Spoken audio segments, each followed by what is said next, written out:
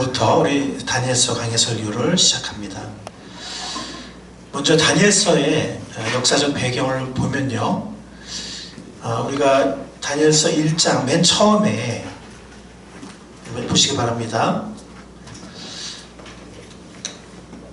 1장 1절에 보면 유다의 여호야김 왕이 왕위에 오른 지 3년이 됐네 그랬거든요. 이 여호야김 왕은 유다의 마지막, 그러니까 이미 북왕국 멸망했고요, 이미 그들의 죄로 멸망했고 남왕국 유다만이 남아있었는데 마지막으로 경건한 왕이 요시야 왕이었어요. 그 요시야 왕의 아들이 여호야김이었는데 불행하게도 이 요시야 왕의 아들들은 경건하지 않았어요. 그러니까 요시야 왕이 마지막 경건한 왕이었는데 그 아들 여호야김, 이 왕에 오른 때는 608년 정도로 옵니다. 3년이 지났으면 605년이죠, 그죠? 605년에 바로 이런 일이 일어났다는 거예요. 근데 602년은 어떤 해냐면 그 당시에 전 세계를 제패하게 된 최강대국, 그러니까 제국이라고 할 수가 있죠. 이집트까지 정복을 했으니까, 애국까지 정복을 했으니까 거대한 그 제국을 건설한 바벨로니아의 그 제국을 창건한 사람은 아니지만 실제적으로 그 모든 나라를 정복해서 대제국을 확장시킨 왕이 느부갓네살 왕인데, 바로 그 느부갓네살 왕이 즉위한 해가 바로 이 해예요. 여호야김 왕이 즉위한 지 3년째 되는 605년에 느부갓네살 왕이 즉위했습니다. 즉위하자마자 지금 쳐들어온 거예요. 쳐들어와서 예루살렘 포위했는데 결국 함락이 됐죠. 그래서 왕을 잡아갔어요. 여호야김 왕을 잡아갔습니다. 그리고 모든 나라들의 신전에는 상이 있어요. 우상이 있거든요. 상이 있거든요. 이렇게 깎아 만든. 그래서 그 상을 끌고 갔어요. 그럼 뭐예요? 그 나라의 신이 이제 바벨론의 신 밑에 있는 거예요. 그래서 일부러 그 모든 그 신들의 상을 끌고 갔는데, 하나님의 신전은 들어보니까 상이 있어요, 없어요? 없어요. 그래서 그릇을, 금그릇, 은그릇 이런 것들을 가져갔어요. 여기 보면 2절에 보면 여호야김 왕과 하나님의 성전 기물, 이 기물은 그릇이에요. 그래서 개역개정에 보면은 그릇이라고 번역을 했죠. 일부를 느부갓네살 손에 넘겨주셨다. 그러니까 이것이 가능한 것은 어떻게 가능한 거예요? 누가 넘겨주셨다는 거예요? 하나님께서. 이것은 심판의 일부였어요. 그들의 오랜 불순종과 계속 예언자들을 보내고 계속 하나님께서 경고하시고 사랑으로 권면도 하시고 하셨지만, 그들이 고집스럽게 계속 회개하지 않고 끝없이 죄를 범했을 때 드디어 심판의 때가 다가온 것입니다. 그래서 그는 여기 보면 바빌론 땅 자기 성기의 신의 신전을 가지고 와서 보물창고에 넣어두었다. 뭐를요? 성전의 그릇들을. 그리고 여호야김 왕은 감옥에 가두었습니다.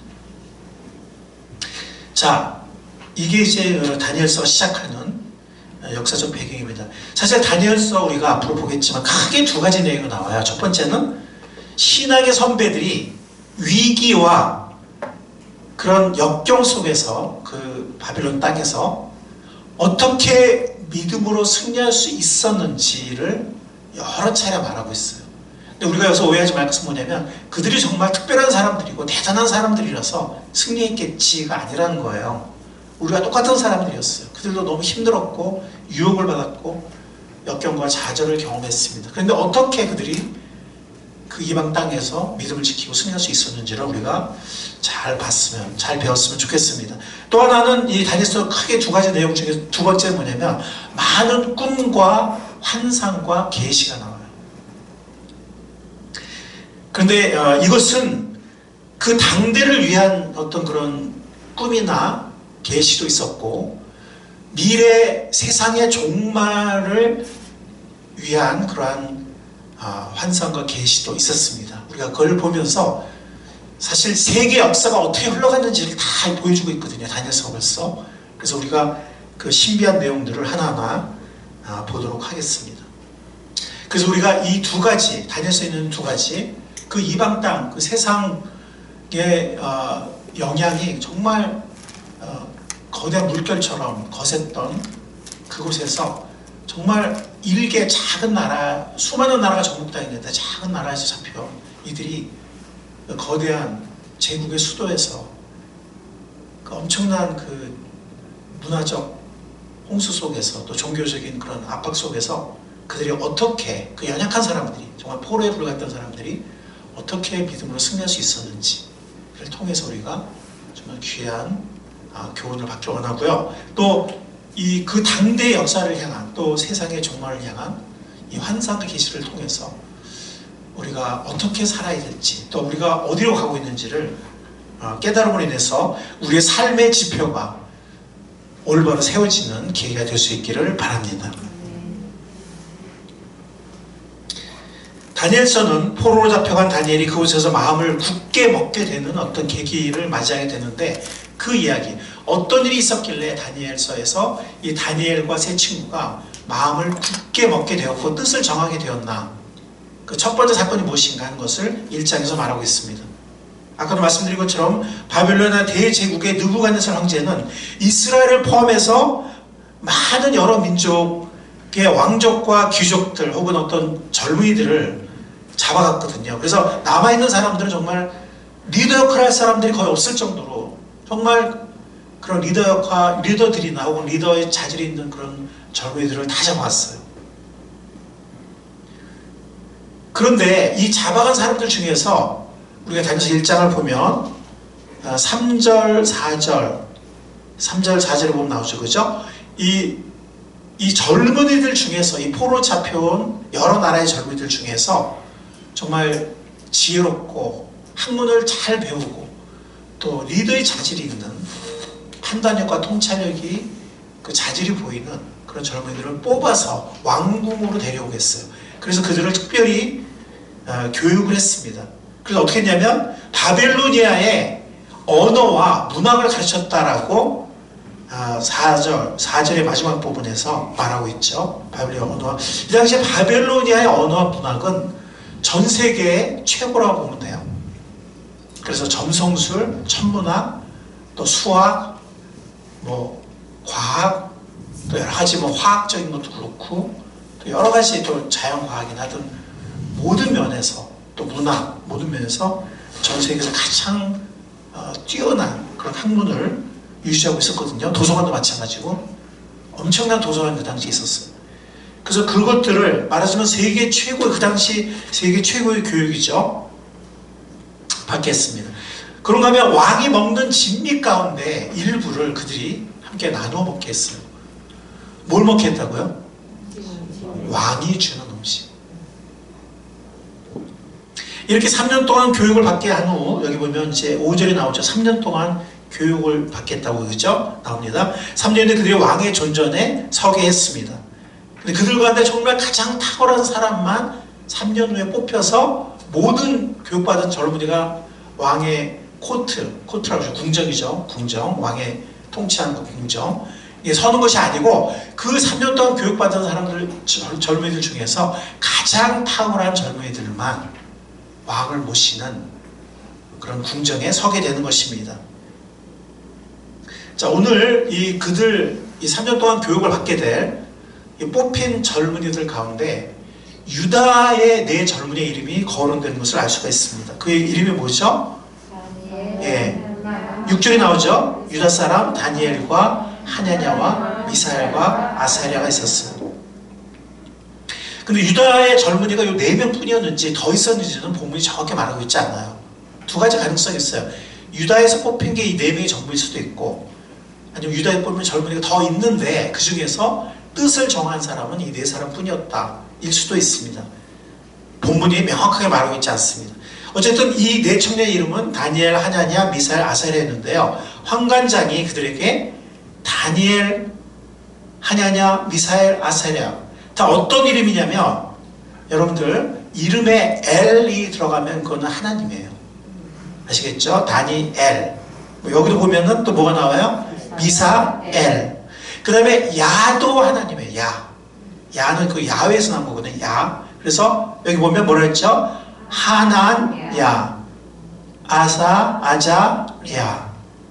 이름이 다 하나님이에요. 다니엘은 하나님이 심판하셨다 이런 말이고, 판단하셨다. 하나는 하나님이 은혜를 베푸셨다 이런 말이고, 미사일이 뭐였지? 까먹었나요? 아자랴는 하나님은 나의 도움이 되신다 이런 뜻이에요. 다 하나님과 연관이 되죠. 근데 이들에게 바벨로니아 이름을 부여한 거예요. 다니엘에게는 벨드사살, 벨은 바벨론의 주신이에요. 그 다음에 사드락, 메삭, 아벳느고 있잖아요. 에베드는 뭐냐면은 종이란 말이고, 느고는 나부를 변형시킨 걸 보고 있는데, 나부는 벨의 아들이에요. 그러니까 이 사드락과 메삭도 좀 정확히 알 수는 없지만 바벨론의 신의 이름이 들어갔을 것이다. 아까 그 네 청년이 유다의 하나님의 이름이 다 들어갔잖아요. 그죠? 그런 것처럼 바벨론의 신의 이름이 들어갔을 걸로 보고 있어요. 두 이름은 확인이 되고요. 두 이름도 그렇게 보고 있어요. 즉 그들에게 새로운 신분과 새로운 소속과 새로운 주인을 만들려고 한 거죠. 새로운 주인을 갖게 하려고, 또 새로운 신을 모시게 하려고 이렇게 시도하는 겁니다. 자, 그런데 우리가 여기서 8절 이후에 보면 다니엘이 뜻을 정했다. 뜻을 정했다는 얘기는 이 개역 개정의 표현이고, 세 번째 보면 마음을 먹었다는 말이 나오는데, 왕이 되는 음식과 포도주로 자기를 더럽히지 않겠다고 마음을 먹었다, 뜻을 정했다 이렇게 말합니다. 근데 환관장에 자기를 더럽히게 하지 않을 수 있도록 해달라고 간청했다고 그러는데, 여기서 우리가 의문점을 사실 갖게 돼요. 의문점을 우리가 가만히 생각해보면 의문점을 갖게 되면, 첫 번째 의문점 뭐냐면, 이 다니엘과 이 세 친구가 바벨로니아 이름을 그냥 수용하는 것 같아요. 물론 어쩔 수 없는 면도 있겠지만 수용하는 것 같습니다. 근데 음식은 지금 먹지 않겠다고 강하게 거부하잖아요. 근데 이름은 나 이름 싫다고 이러지 않거든요. 근데 받아들이는 것 같아요. 그리고 황제가 명한 바벨로니아식 교육과정도 받아들이는 것 같아요. 3년 동안 교육을 받습니다. 나 안 받겠다 이러지 않아요. 물론 이제 안 받겠다 하면 또 이제 무슨 일 당하긴 하겠죠. 근데 뭐 그게 무서워서 그냥 받는 것 같진 않거든요. 그냥 받아들이는 것 같거든요. 그죠? 그런데 왜 이름도 수용하고 그 교육과정, 3년의 교육과정, 뭐 어떤 교육과정이 있어요? 하나님을 잘 믿으라고, 야훼 하나님을 잘 믿으라고, 그런 교육이 아니겠죠. 그죠? 바벨론의 이방 문화의 바벨론의 교육과정일 텐데 받아들이거든요. 근데 왜 음식만 거부할까요? 여러분 무슨 말인지 이해가시죠? 좀 이상하지 않아요? 그죠? 잘 생각해보면 저만 이상한가요? 생각해보니까 이상하죠, 그죠? 어떻게 보면 이 교육과정이 더 문제일 수 있잖아요. 얼마나 세뇌를 시키겠어요, 그죠? 여기서 말하는 이 청년들, 옐레드라는 이 히브리어는 소년도 되고, 청소년도 되고, 성인, 나이어린 성인, 초기의 성인도 돼요. 그러니까 지금 몇 살인지 정확히 몰라요. 한 고등학생 나이일 수도 있고, 대학 1학년 나이일 수도 있어요. 예. 그런 사람들이 3년 동안 집중, 그것도 바벨론의 최고의 교육을 최고의 그 교사한테 받으면 영향 받겠어요? 안 받겠어요? 영향 받죠. 근데 그거는 그냥 받아들이는 것 같단 말이야. 나 죽어도 못 받아. 차라리 나 죽여. 뭐 이렇게 안 한단 말이에요. 근데 왜 음식은? 네, 요런 질문을 갖게 되고, 두 번째 질문은 뭐냐면, 왜 이 왕의 음식, 왕이 내린 이 진미를 먹으면 자신을 더럽힌다고 생각했을까요? 어떤 의미에서 더럽혀진다고 생각을 한 걸까요? 예, 구체적으로. 예, 그 질문을 우리가 풀어야 돼요. 왜냐면 이 질문을 풀어야 이제 열쇠가 되는 거예요. 모든 문들이 풀리는 겁니다. 네, 보통 그렇게 얘기를 해요. 근데 좀 생각해 보도록 합시다. 과연 그게 맞는 건지. 네. 자, 먼저 첫 번째 질문. 첫 번째 질문은 비교적 쉽게 해결이 되기 때문에 먼저 보겠습니다. 왜 다른 거는 다 받아들이는데 음식만 거부할까? 아니면 음식을 거부할 정도면 교육과정도 거부를 해야지. 왜 그거는 받아들였을까? 네. 예레미야서를 가보도록 하겠습니다. 찾아가서 줄을 쳐보세요. 다니엘서보다 조금 앞으로 에스겔 있고 그 다음에 예레미야 있죠. 예레미야 29장을 보도록 하겠습니다.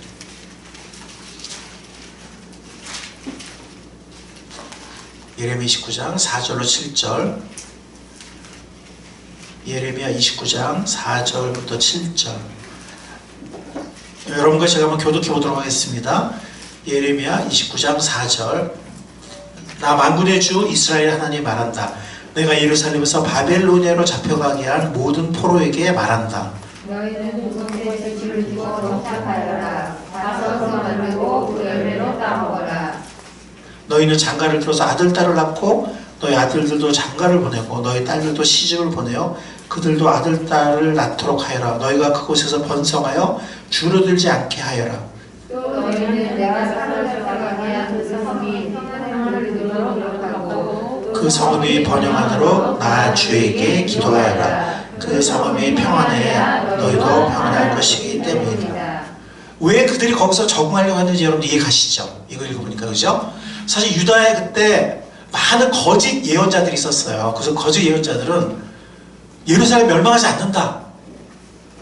하나님이 지켜주신다. 특별히 성전이 있기 때문에 하나님이 결코 성전이 불타게 할 리가 없다. 하나님 성전 지켜주신다. 그러니까 예루살렘으로 다 모여 들어와라. 성전이 있으니까. 이렇게 거짓 예언자들이 있었어요. 근데 예레미야나 에스겔 같은 진짜 선지자들은, 진짜 예언자들은 너희 하나님의 심판의 때가 왔다. 몇백 년 동안 수많은 예언자를 보내고 몇백 년 동안 하나님이 얼마나 많은 경고를 했음에도 너희들이 결국에는 끝까지 고집을 피우고 우상 숭배하고 이제는 심판의 때가 왔기 때문에 이것은 돌이킬 수 없다. 그러니까 너희들이 바벨로니아 군대에게 대들지 마라. 그냥 항복해라. 받아들여라. 그리고 포로로 잡혀가면 또 어떤 거짓 선지자들은 포로로 잡혀가도 금방 돌아간다고 딱 막 이렇게 또 거짓 예언을 했어요. 근데 예레미야는 70년이 차야 돌아온다고 말해요. 왜냐면 왕국 기간이 한 400년 좀 넘는데 7년마다 안식년을 이 땅도 쉬어야 돼요. 근데 이스라엘 백성들이 욕심 때문에 1년을 왜 쉬어하고 이 땅을 안 쉬겠어요.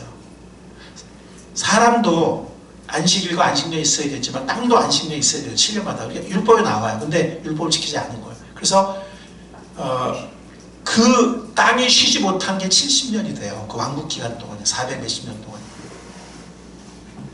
6년마다 이제 안식년이 오니까 6, 7에 40일 해가지고 한 70년이 되는데 그 성경에 나와요. 제가 찾아보지 않겠지만. 그래서 그 기간 동안을 포로 생활 동안에 이 약속의 땅이죠. 이 가나안 땅, 이 땅이 쉬게 하겠다라고 말씀하세요. 너희가 쉬게 하지 못한, 너 욕심 때문에 쉬게 하지 못했던 그 땅을 포로 생활 70년 동안 쉬게 하겠다. 그래서 포로 생활이 70년이 차야 돌아올 수 있는 거예요. 그게 진짜 선지자였던, 예언자였던 예레미야나 에스겔이 선포했던 내용이에요. 그리고 심판은 이제 돌이킬 수 없다. 때가 됐다. 그 전에 회개했어야지 이제 늦은 거예요. 그럼 어떻게 해야 돼요? 포로 잡혀간 사람들이 70년을 살아야 되면 어떻게 되죠? 아들, 딸 낳아야 돼요. 거기 적응해야 돼요. 또 그 아들, 딸이 또 아들, 딸 낳아야 돼요. 그리고 거기서 어떻게 살아야 돼요? 뭐 산에 들어가서 뭐 살 거예요? 거기서 또 잘 적응해서 잘 살아야죠. 그렇죠? 그래서 그들은 바벨론 언어도 배웠고 바벨론 학문도 배우고 오히려 그곳에서 리더가 되려고 했고 바벨론 이름도 받아들이고 왜냐하면 주위 사람들이 저도 미국 갔지만 철호 이 발음 그렇게 어려워요. 미국 사람들이. 저도 11년 살다 왔잖아요. 그러니까 11년 동안 한국 이름으로 버티려고 했는데 아주 힘들어하더라고요. 발음 힘들어해요. 경화 이런 것도 힘들어요. 그래서 경화는 그냥 쌤이야. 나는 쌤이야 쌤. 이렇게 하니까 그 사람들이 그냥 편하게 하더라고요. 예. 그렇게 그냥 그 이름 받아들인 거예요. 왜냐면 거기서 70년 살아야 되니까. 그렇다고 그 신들을 받아들였다는 얘기는 아니에요. 자, 첫 번째 질문 해결됐죠? 근데 이제 그 첫 번째 질문에 사실은 두 번째 질문이 나와요. 근데 왜 음식은? 이게 두 번째 질문이잖아요. 그죠? 다른 거는 왜 받아들였냐? 그게 이제 첫 번째라면 근데 왜 음식은 안 받아들였지? 그게 두 번째 질문이에요. 이거는 조금 복잡해요. 왜냐면은 왜 이 왕이 내린 음식을 특히 음식과 포도주거든요. 음식과 포도주를 먹으면 자신을 더럽힌다고 생각한 걸까요? 아까 우리 박진영 목사님이 그 율법에 부정한 음식을 규정했잖아요. 뭐 돼지고기라든가 아니면 뭐 새나 혹은 여러 음식 중에서도 뭐 이렇게 이런 거 제가 지금 다 인용할 시간이 없는데 어쨌든 그 유대인들에게 부정한 음식의 목록이 있어요. 율법에 보면 그거를 코쉐르라고 해요. 코쉐르. 지금도 유대인들은 지켜요. 그거를. 자, 그런데 왕이 내린 음식 중에는 그 사람들이 그걸 지키고 음식 만들겠어요? 안 지켰겠죠. 그냥 자기들 문화대로 음식 만들었겠죠. 그렇죠? 그러니까 그 음식을 먹으면 모세율법을 어긴다. 예, 부정하게 된다. 예, 그런 전통적인 설명 중에 하나예요. 전통적인 설명이 두 가지가 있어요. 그 중에 하나예요. 우리 박 목사님도 그 전통적인 설명을 지금 얘기를 한 거예요. 그렇듯하죠, 그죠? 근데 만약 그랬다면 다니엘은 왜 포도주까지 마시지 않겠다고 한 걸까요? 포도주도 자기를 더럽힌다고 본 거거든요. 그죠? 맞나요?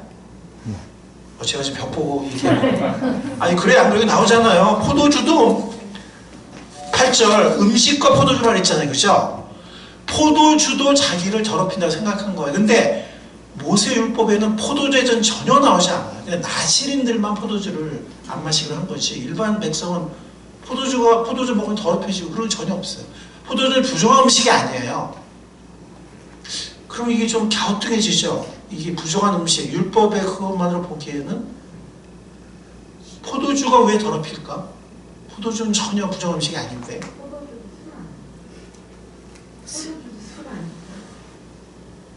아니 제가 말씀드린 건 뭐냐면, 근데 이제 예수님도 그 가나 혼인잔치 포도주 마셨잖아요. 그죠? 근데 아니 이게 중요한 건 취하지 않는 게 중요해요. 근데 이제 이 포도주라고 하지만 사실은 이게 그 당시 그 가나안 지역이 물이 굉장히 안 좋아요. 독일처럼. 그러니까 독일 사람들이 맥주 현양에서 이렇게 물 대신 마시는 것처럼 그 당시에 가나안에 있었던 사람들 보면, 그러니까 팔레스타인 사람들 보면 막 취하려고 마시는 게 아니고 이렇게 물 대신 포도주를 연하게 해서 즙처럼 해서 이렇게 마시는 경우가 있었거든요. 물론 그것도 많이 마시면 취하겠지만 약간 이제 뭐 그냥 물이 안 좋으니까. 근데 이 당시 포도주가 어떤 포도즙 같은 거였는지 포도주였는지 그건 모르지만 어쨌든 중요한 건 뭐냐면 모세 율법에 포도즙이든 포도주든 그것이 불결한 음식이라는 규정이 없다는 거예요. 이해하시겠죠? 그게 포인트예요. 지금 제가 포도주가 술이 아니냐 그렇게 얘기하면 또 이제 설교 엄청 길어지니까 여기서 포인트는 뭐냐면 왜 부정하게 된다고 생각을 했을까 하는 거예요. 이 핵심이 뭐냐, 이유가 뭐냐는 거예요. 이게 굉장히 중요해요. 여기서 우리의 적용점이 나와요. 오늘날에 적용할 수 있는. 만약 이것이 그냥 모세율법의 규정이라고 하면은 우리가 그 규정의 구속을 받아야 안 받아요? 우리 그리스도인들 안 받죠.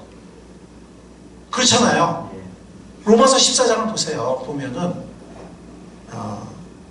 또 고린도전서에 보면은 모든 음식이 우리 기도하고 받으면 버릴 것이 없다 했고 하나님 주신 거라고 했어요. 그러니까 유대인들은 받아요. 유대인들은 왜냐하면 그 신해상 언약에서 언약을 맺고 하나님 그 헌법으로 받아들이고 민족적인 계약을 맺었기 때문에, 언약을 맺었기 때문에.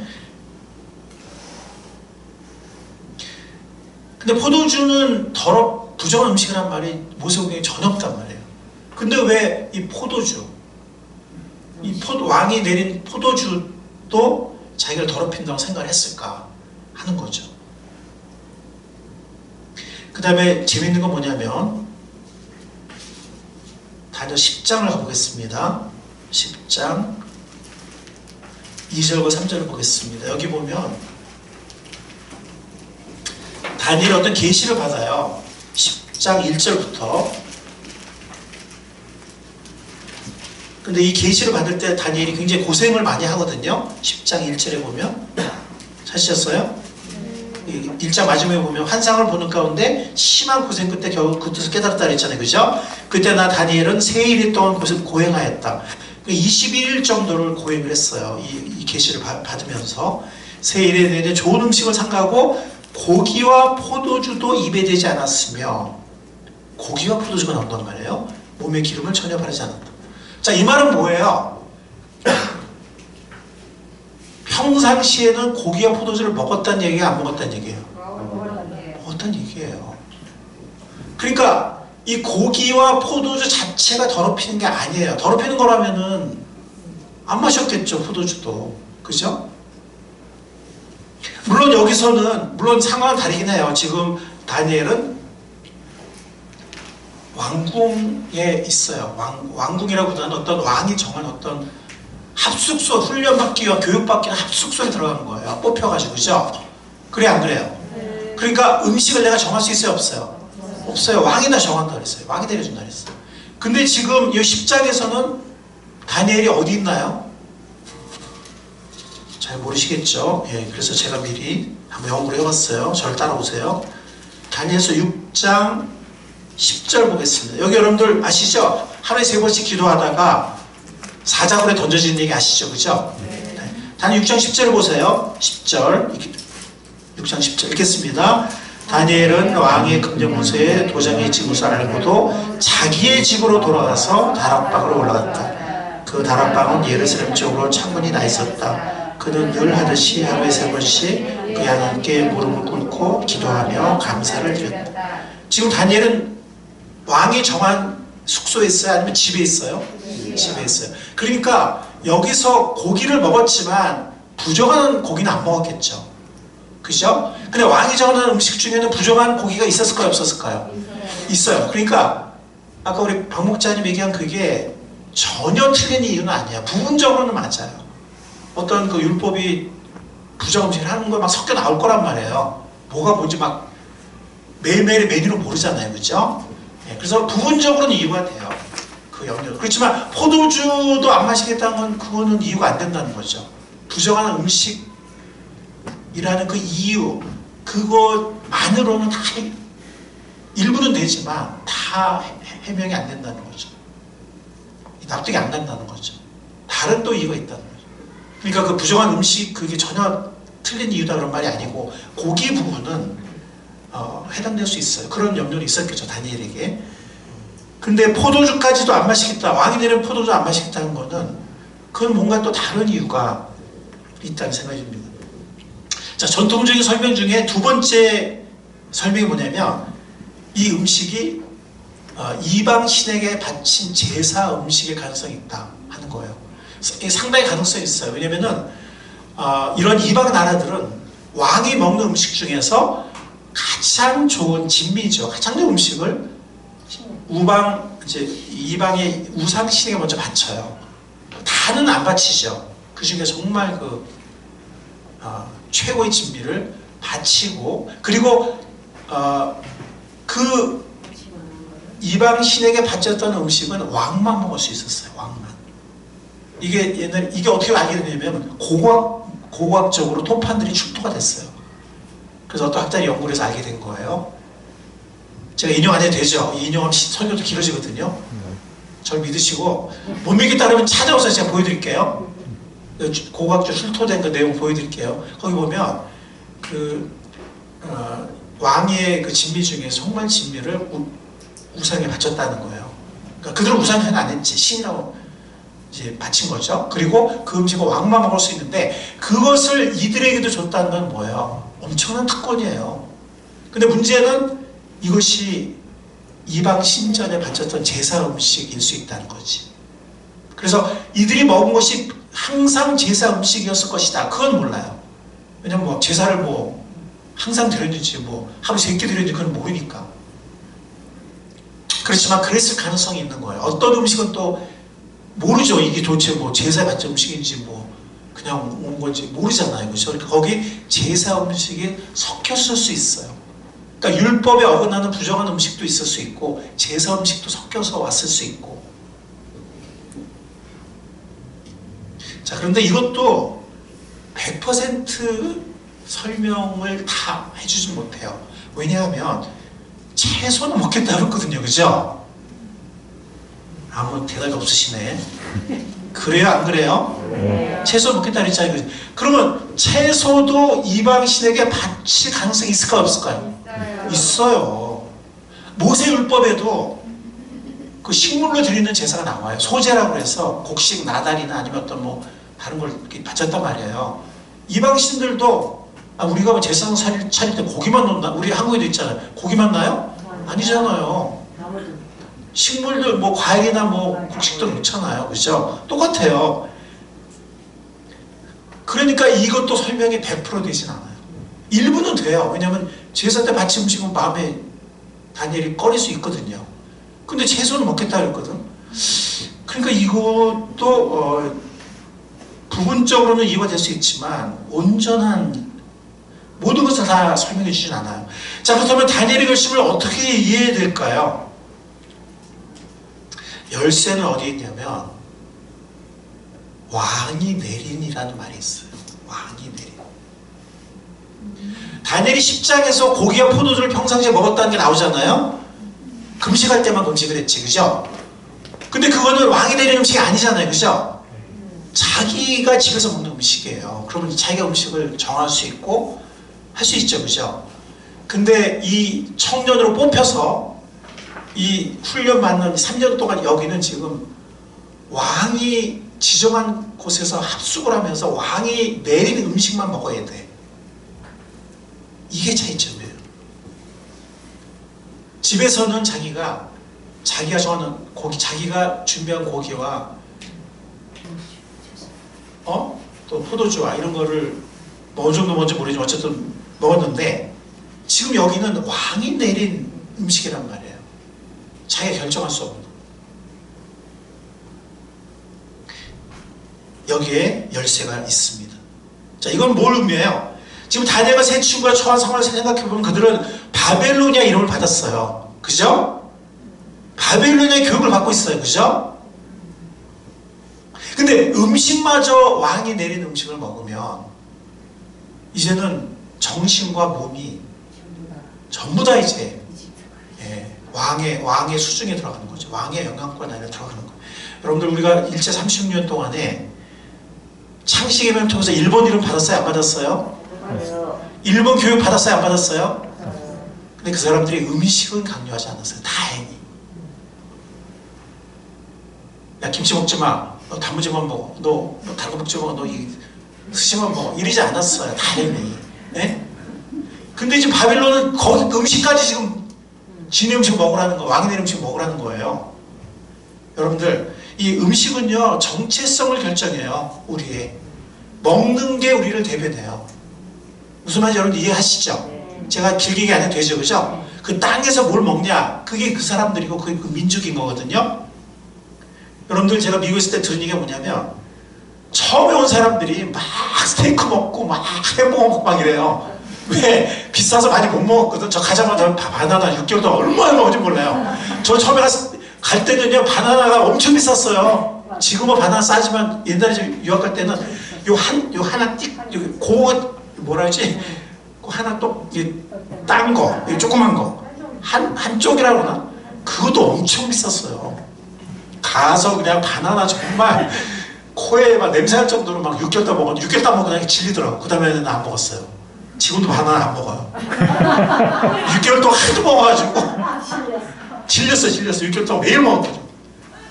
가자마자 또 그냥 스테이크, 고기가 한국의 3분의 1 수준이에요. 고기하고 휘발유는 한국의 3분의 1 가격이거든요. 우유하고. 사람 손이 들어가면 비싸져요. 뭐 요리를 하거나 뭐 제품을 만들면 엄청 근데 자연 원료, 고기, 우유, 휘발유 엄청 싸요. 한국의 3분의 1 가격이에요. 그러니까 3분의 1 얼마 싸요? 소고기, 돼지고기, 닭고기 가격 차이 없어요. 그러니까 저는 소고기 좋아하니까 닭고기, 돼지고기 잘 못 먹거든요. 그러니까 막 원 없이 엄청 사다 먹었지. 엄청은 아니고 뭐 하여튼 뭐 먹을 만큼 먹었어요. 유학생은 돈 없었지만 뭐 싸니까. 한국의 3분의 1 수준인데 뭐. 여러분들 근데 가만 보니까 미국에서도 미국에 오래 살았던 사람들은 한식을 해. 막 한 사람들이 그냥 평소에 못 먹던 햄버거, 막 스테이크 실컷 먹는. 오래 산 사람도 오히려 한식을 해요. 뭐지 이거? 우리는 한 공씩 먹어야 되는 거예요. 제가 들은 말 중에 뭐냐면 사람이 30세가 넘으면 3살 때 먹었던 음식으로 돌아간대요. 그러니까 저도 보면 막 10대 때는요 짜장면 이런 거 좋아했어요. 누가 짜장면 사준다 그러면 야 하면 이랬거든요. 최고야 최고야. 졸업식 때도 짜장면 최고야 그게 그냥. 근데 20대가 되니까 칼질하고 싶은 거예요. 경양식 막 함박 스테이크 막 이런 거. 그게 이렇게 또 좋더라고요. 그랬더니 30 딱 넘어가니까 다 필요 없어 그냥. 옛날에는 백반 그러면 백반이 뭐야? 이름도 이상하잖아. 백반이 뭐야? 무슨 점이야 뭐야? 백반이라는 자체를 별로 안 싫어했어요. 그냥 경양식 어디 가서 외식하면 경양식 막 이랬는데 다 필요 없어요. 백반이라는 게 이렇게 좋은 거구나. 제가 30 넘어 유학 갔거든요.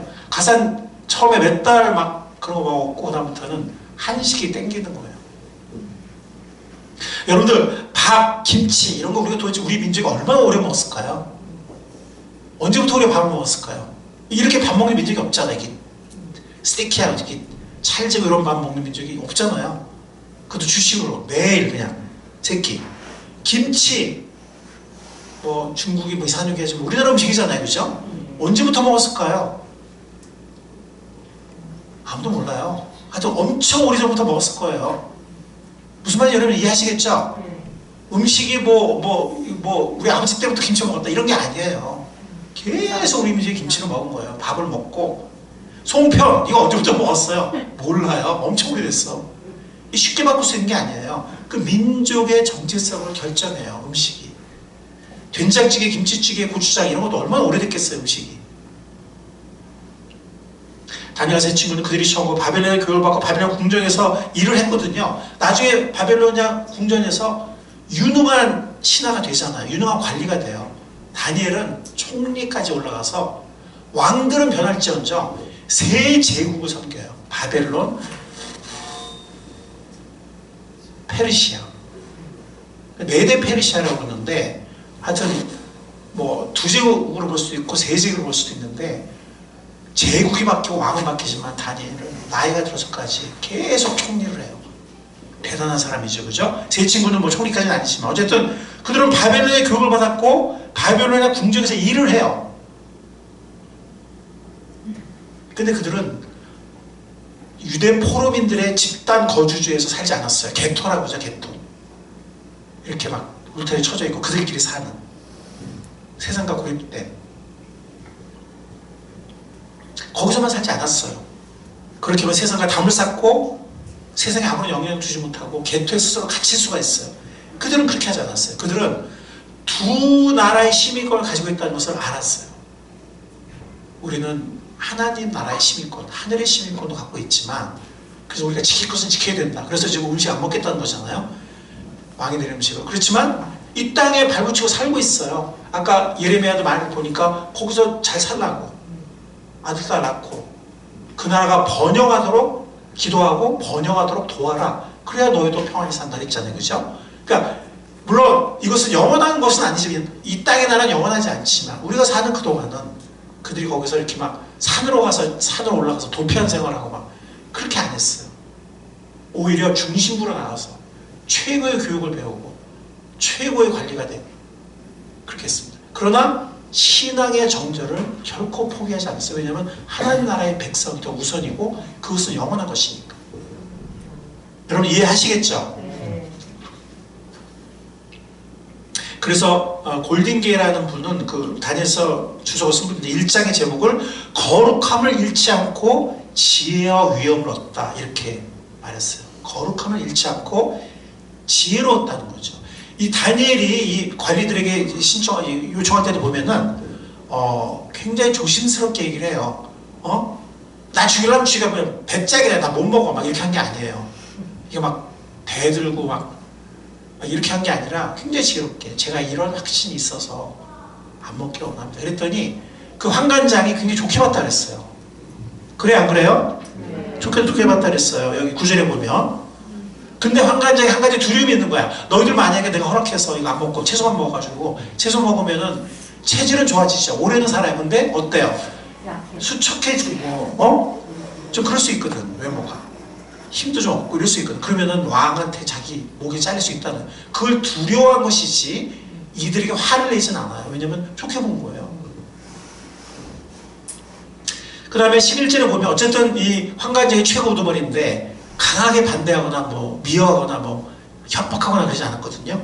그래서 11절에 보면 다니엘이 이제 그 밑에 있는 사람한테 가요. 시부자한테 가. 감독관. 이 감독관은 환관제에 세운 사람이에요. 특히 이 그룹을 맡은 사람이에요. 뭐라고 하냐면 열흘만 시험해 보세요. 이렇게 얘기를 했어요. 열흘만. 열흘 후에 우리의 얼굴이 더 살이 찌고, 여기 원어에 보면 더 살이 쪘다는 얘기예요. 그리고 얼굴에 빛이 났다는 얘기예요. 원어의 의미가 여기 15절에 보면 얼굴빛이 왕이 내린 음식을 먹은 젊은이들 얼굴빛보다 더 좋고 건강해 보였다 했거든요. 그러니까 이 홀쭉한 게 아니고 오히려 더 이렇게 통통하고 윤기가 흘렀다는 거예요. 누가 이렇게 하신 거예요? 하나님이 이렇게 하신, 그들의 그 뜻을 정한 그 마음을 보시고 그들의 그 신앙의 어떤 그 순수한 마음. 그래서 예수님도 그러셨잖아요. 비둘기같이 순결하고 뱀같이 지혜로우라고 그랬어요. 왜 그래요? 왜 비둘기 순결해야 되냐? 하늘 백성이니, 하나님 나라 백성이니까, 영원한 나라의 시민권자니까, 이 세상에 동화되면 안 되니까. 그렇지만 뱀같이 지혜로우라고 그랬어요. 왜냐면 어쨌든 우리는 언제까지인지 모르지만 이 세상에 살아야 되니까 지혜롭게. 그래서 다니엘과 제 친구는 굉장히 지혜롭게 행동을 했어요. 결국에는 사람들의 마음도 잃지 않고 관계도 잘하면서 신앙의 정절까지 시켰어요. 아멘. 아멘. 예, 우리가 좀 그런 것을 잘 배우면 좋겠습니다. 제가 준비한 걸 다 하면 시간이 너무 많이 될 것 같아요. 설교 여기서 마칠게요. 사실 이 다니엘이 이것을 먹지 않겠다고 한 건 세 가지 이유가 있는데, 그 첫 번째 이유를 한 거예요. 그건 뭡니까? 동화의 위기를 거부한 거예요. 이 세상에 몸을 닫고 살지만, 그래서 지혜롭게 행동했고 이 세상에서 최선을 다했지만 오히려 탁월한 사람이 됐지만 신앙의 정절까지 버리진 않았다. 신앙의 정절을 지켰다. 왕이 내린 음식 그것까지 받아들이면 그들의 민족적 정체성이 그 음식으로 해서 흔들릴 뿐만이 아니라 정말 그 이방의 모든 문화와 그 영향권 아래에 있게 되는 거거든요. 세상과 달라질 점이 없는. 그래서 세상 문화와 세상의 물결에 동화, 그것에 발을 딛고 살지만 그러나 동화되기를 거부했다 하는 것을 우리가 알 수가 있습니다. 여러분들, 우리가 세상에 살고 있죠, 그죠? 이 세상에서 우리가 도피하는 생활을 하는 것이 아니라 이 세상에서 당당하게 살아가는 우리가 될 수 있기를 바랍니다. 최선을 다하시고 모든 일을 주님께 하듯이, 성경 나오잖아요. 모든 일을 주께 하듯 하라고, 그죠? 주께 하듯 하면 우리가 속이면 안 되죠. 사람 볼 때만 잘하고 사람 안 볼 때는 엉터리하고 이러면 안 되죠. 왜냐면 주께 하듯 하라고 했으니까, 그죠? 정직하게, 성실하게, 지혜롭게 최선을 해야 됩니다. 그러나 우리가 세상에서 그렇게 한다고 해서 우리 신앙의 정절까지 버려서는 안 돼요. 아멘. 네, 그것만큼은 정말 사실 이렇게 하는데 위험성이 있어요, 그죠? 이게 쉬운 일이 아니에요. 왜? 이게 탈로 나면은 왕이 진노하겠죠, 그죠? 예, 어떻게 할지 몰라요. 그 다음에 이 관리들도 싫어할 거예요. 이것들이 왜 나를 어렵게 해 하고서 그냥 니들은 뭐 보기 잘났는데 포로로 잡혀온 주제에 이런 조롱도 받았을 거예요. 야, 니네 신이 이렇게 강하면은 너 그 정도로 이 여호와를 성경 뜨면, 야, 여호와가 너네들 왜 포로로 잡혀오겠어? 이런 말 들었을까요, 안 들었을까요? 야, 니네 신 너 그렇게 너 목숨 걸고 막 그렇게 네 정절을 지키려고 하는데 그 신이 왜 너희들 이렇게 포로로 비참하게 잡혀오게 한 거야? 그런 조롱을 들었겠죠, 그죠? 본인들도 마음속에 그런 갈등했을지 몰라요. 왜 하나님은 이렇게 우리를 포로 잡혀오게 한 거예요? 비참하게 했을까? 왜 이 조롱을 받게 했을까? 믿음이 없는 사람들은 그래서 타협한 사람들도 있어요. 예, 포로로 잡혔는데 무슨 신앙이야, 무슨 정절이야, 그냥 여기서 잘 먹고 잘 사자, 그냥. 이런 유대 청년들도 있었어요. 그런데 이 네 사람은 그렇게 안 한 거예요. 이것은 우리의 죄 때문에 이렇게 우리가 심판받은 것이고, 이곳에서 우리는 신앙의 정절을 지킨다. 이들의 이 균형, 이 세상에 살지만 이 세상에서 정말 하나님께 아주 최선 다하지만 신앙의 정절을 버리지 않는, 신앙의 정절을 지키는 뱀같이 지혜로우면서 비둘기같이 순결한 우리가 될 수 있기를 간절히 바랍니다. 그게 신앙의 성숙이에요. 그러니까 산에 가서 그냥 도피해서 사는 거 성수가 아니에요. 세상에 완전히 동안해가지고 세상 사람인지 믿는 사람인지 알 수가 없는 그 성수가 아니에요. 다니엘처럼 그렇게 하는 것이 정말 신앙의 성수입니다. 그렇게 할 수 있는, 성령님의 도우심을 그렇게 할 수 있는 우리 모두가 될 수 있기를 주님의 은혜로 간절히 축원합니다. 이 시간 우리 다 같이 일어나셔서 찬송가 368장 우리의 간증으로 주님께 올려드리도록 하겠습니다. 368장입니다.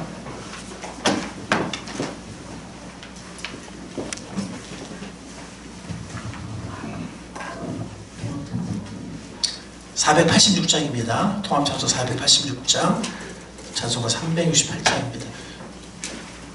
여기 후렴 가사 중에 보면 주 예수만 나의 힘되고 주 예수만 나의 만족함이 됩니다라는 가사가 있는데 우리의 신앙의 고백이 될 수 있기를 바랍니다. 486장 찬송 368장입니다.